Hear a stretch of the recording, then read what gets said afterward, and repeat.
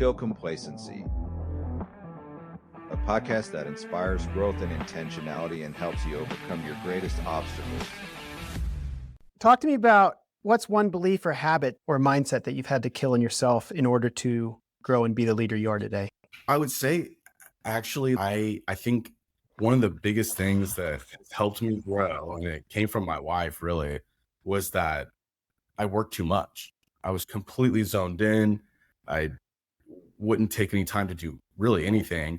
And I think my wife was like, hey, you had to take some time to do other things or spend time with our children now that we have children. And so I think that really helped me grow, because the time that you do a lot for things, you're hyper focused, right? Like you're hyper focused. You're not going to let distractions get in the way. And then when you have that time to, let's just say, go to basketball practice with your son, you're not on your phone. You're taking that time and being intentional with it. And so I think that is one thing that I really had to break, was thinking that you had to be a workaholic to be successful. I don't think that you have to be. I think work is, like, in my opinion, being an alcoholic, right? You're a workaholic. You're addicted to it almost, because you think it's going to get you to a higher level or a spot. But if you're just more intentional with your time, it actually creates more success, in my opinion. Yeah, I agree 100%. And honestly, it's a struggle I have for myself personally. My identity is wrapped up in being a hard worker. One of my struggles is if I delegate and give people tasks, I'm visionary, so I'll go out and add more to my plate. I'm always making more work for myself. To be fair, I think it's because my identity is wrapped up in that. So yeah, I think it's big. I've always lived by my motto, like, you're not going to outwork me. I will pick up the phone and dial, do whatever I need to do to make that happen. Let me flip it and ask you, you said something visionary, go out and do the tasks after you delegate. How are you as a follow-up or completed tasks after you delegate? How do you handle that after you delegate a task out? Everything you're saying is good, and I've really grown in it. 7 years ago, I started buying real estate, and I could do about 3 houses a year, but I was doing all the rehabs myself. That wasn't fun, I'm telling you. But it was hard because, number one, I didn't trust it. I didn't trust people. I thought I could do it the best. And I wanted to control expenses. I mean, there was all these reasons I had. But as I started to think about it and grow, I realized there's OPM and there's OPT, other people's money and other people's time. And if you can leverage both of those, it's like this superpower that opens all kinds of doors. For me, I had to unlearn how to do a lot of tasks in order to serve a greater purpose and serve more people. My motivation is wanting to help more people and realizing that I was the limitation to that. To answer your question, what do? I try to delegate. I have meetings. Sometimes it's a matter of keeping your mouth shut when you've delegated, and maybe you don't agree with it, but they're taking ownership. So 80% by them is better than 100% by you. 100%. What a great thing to say is, maybe you don't agree with it, but just keep your mouth shut, because they're taking ownership. What a great thing to say. Because if I open my mouth, they cower down and won't lead next time. That's a powerful thing to say. Sometimes you win by just keeping your mouth shut and letting it happen. 100% agree with that. Talk to me real estate. We kind of talk about the glory. Talk to me about one of the hardest lessons you've had to learn. What's humbled yourself? I think it was actually just a few months ago, I actually lost huge, like my biggest loss ever, on a property. It was a property on a flip. It was a property I was not comfortable, or a market I'm not comfortable with. I would never buy there. I went out to meet the owner. She tugged on my heartstrings, and I was like, you know what? I'm smarter than the numbers. I crunched the numbers, but they said they didn't work, but I'm smarter than that. And so I did it, and I lost big. Feel comfortable sharing numbers?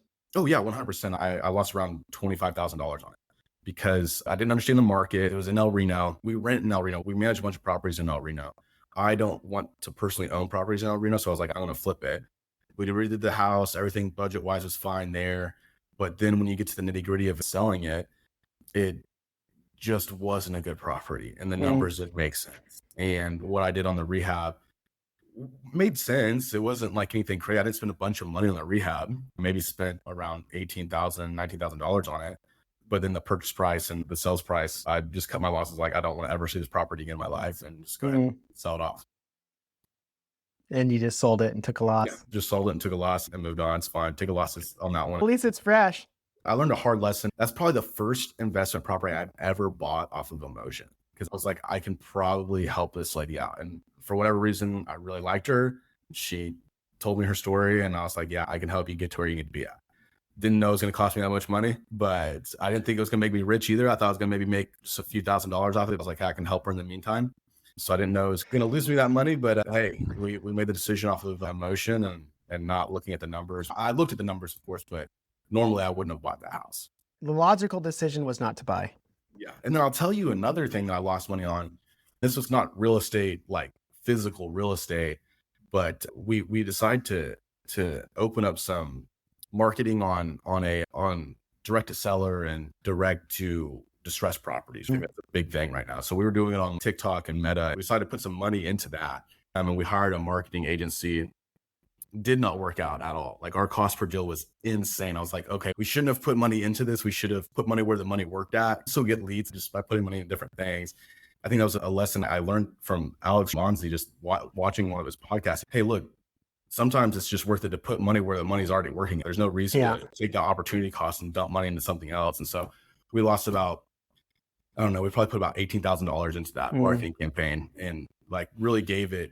I'm big about, hey, if I'm going to do something, I'm going to give enough time to really see the something I probably put too much. I should have just bit it off, right? But I decided, no. Like, let's just see it out and see if it's rough. Because you're supposed to give it enough time.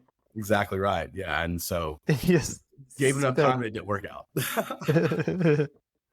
Okay.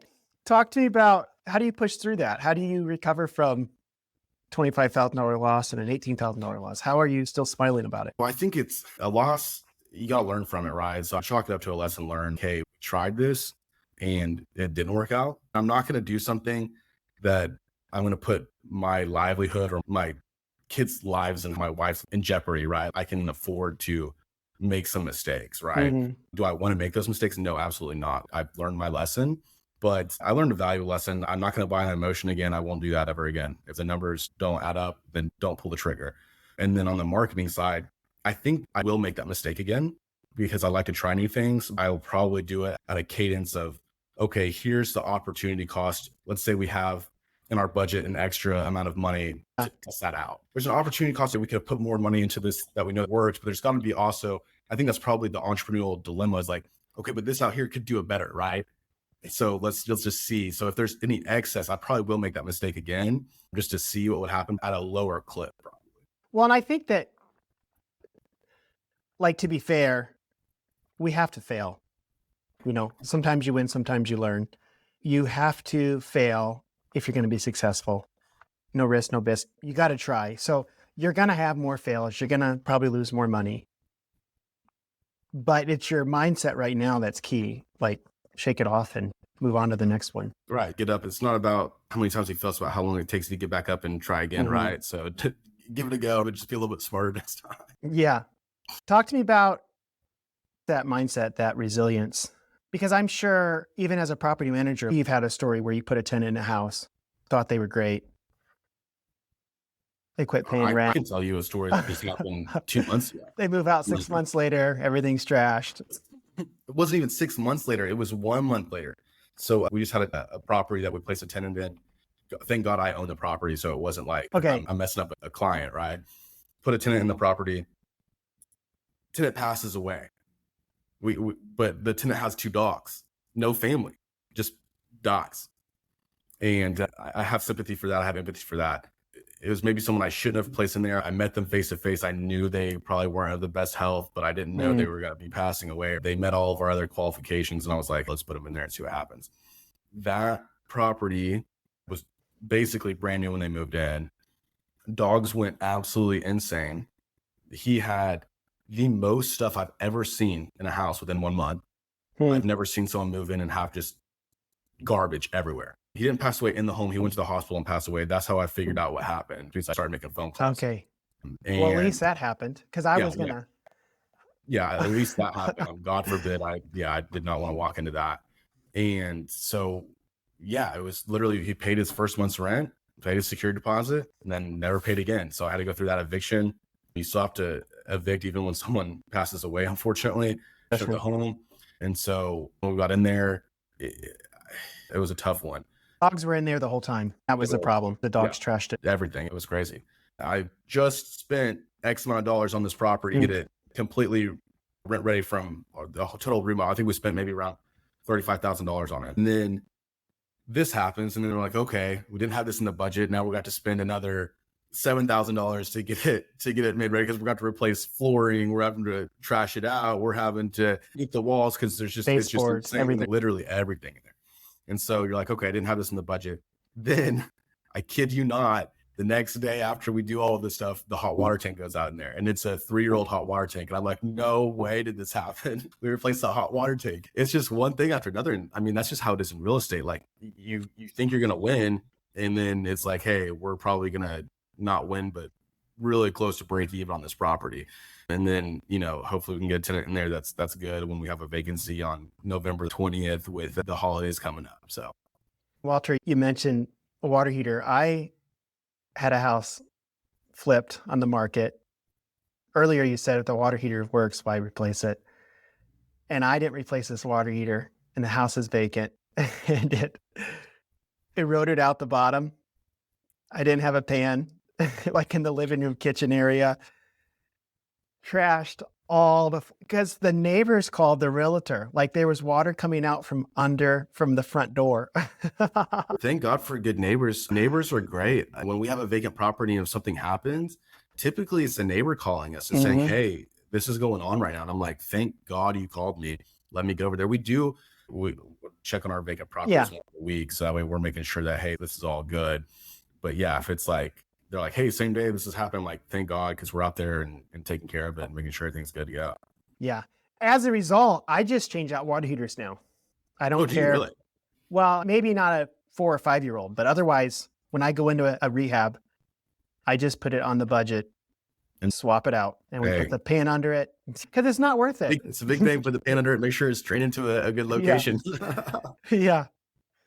Well, that's good. But yeah, I guess I can see, I mean, you probably have lots of these stories in your real estate, but what is keeping you in it, Walter? Because you've lost money, you've had bad experience with tenants, like there's something that's keeping you attached. What is it?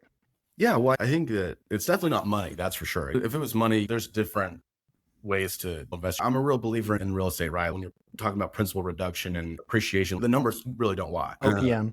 Yeah, exactly. It's not the money. I love the consistency of inconsistent, right? Every day is a new thing. And I love that. I love having a new challenge. I'm very much oriented in loving that, right? Living in that. And then the other thing is, like we talked about at the very beginning, there's a higher purpose to it, right? I love real estate. And I think there's a lot of good I can do to help people in real estate. And having that higher purpose, I think, is really what my why is. Property management, you can do it pretty easily. Like anyone can do it. It's not rocket science, right? It's very simple stuff.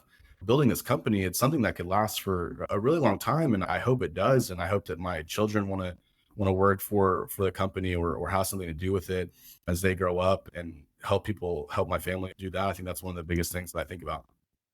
What would be your 3 to 5 year vision for your company?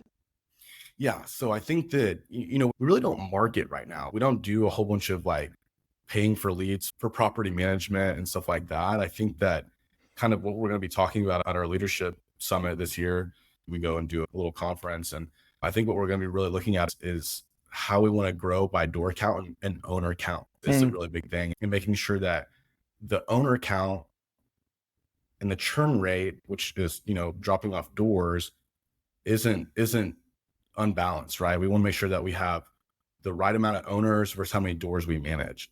And so looking to grow consistently with the one-off landlords, the high W-2 income earners that maybe have 1 or 2 properties, and not necessarily looking to just find those people that have a high door count. People are great, but when they leave, it hurts, right? Or when they decide to sell, it hurts.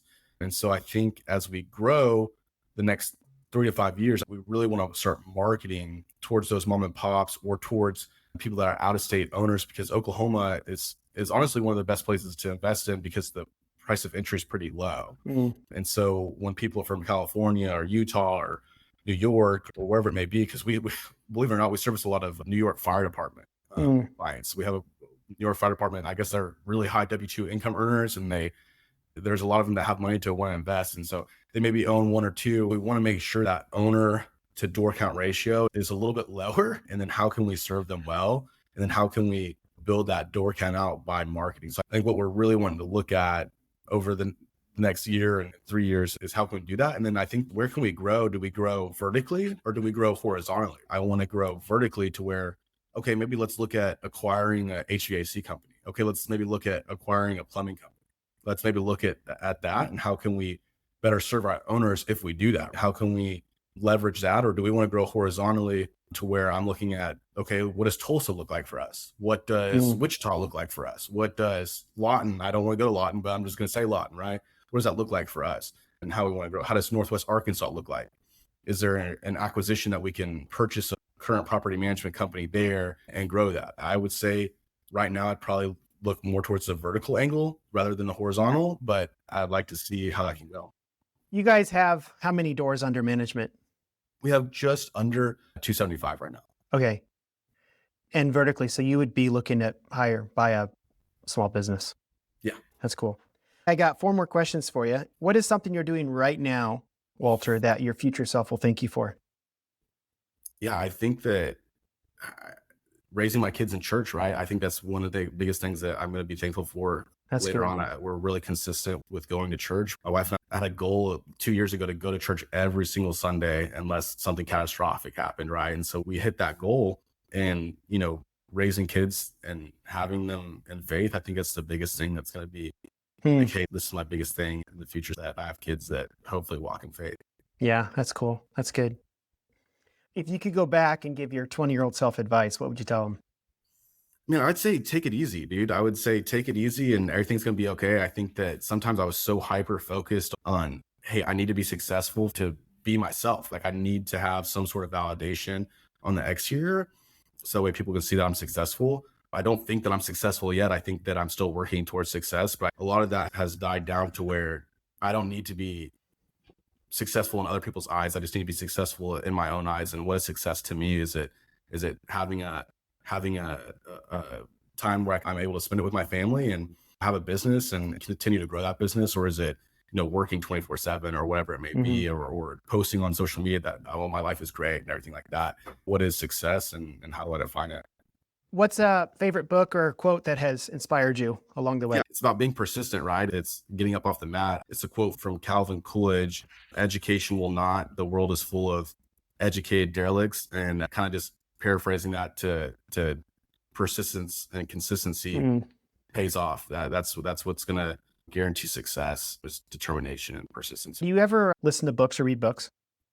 Love listening to books. I'm not a huge reader just because I can't sit down and do it, but I do listen to a lot of books. I just read Extreme Ownership by Jocko Willink. Loved it. It was great. One I'm going to recommend, I just finished it for my second time. It's called The 5-Year Crusade. It would align very much with persistence and consistency. That's what it's all about. Yeah, I love it. What would say that name one more time so I can write it down? It's called The 5-Year Crusade. 5-Year Crusade. Awesome. The guy that wrote it, it's a sequel to another book. The other book is right behind me. It's The Wealthy Gardener. Love it. He wrote that book. That's a really good book. The 5-Year Crusade is shorter, it's story form, and really about persistence and consistency. It's really good though. So you might check it out. Oh, absolutely. Thanks for the recommendation. And then last question, if this is your final message, say something happens to you later today and you're gone. What do you want the world to know? What do you want the world to hear from Walter Bowser? I would say love God, love people, follow Jesus. My biggest thing is that. And like we just talked about, persistency, man, just keep going. How do people find and follow you? Yeah, absolutely. My company is Purposeful Property Management. It's super long, but purposefulpropertymanagement.com is our website. My email is walter@purposefulpm.com. And then follow me on any social medias. It's just my name, Walter Bowser. So I'm on everything, and would love to connect and help invest in real estate if that's what people are looking for. Sure. Sounds good. Well, thank you. Absolutely. Thanks, Marty. I just wanted to thank you guys for listening to the end. In closing, I just wanted to add that if this message resonates with you, if it aligns with your values and something in it today triggered something, then you can also look me up on Facebook, LinkedIn, Instagram, YouTube. We are really trying to help people live more intentional lives to kill the complacency with which they have subscribed to. I know there's many ways in which I get sucked in all the time. So if this is beneficial, follow me there.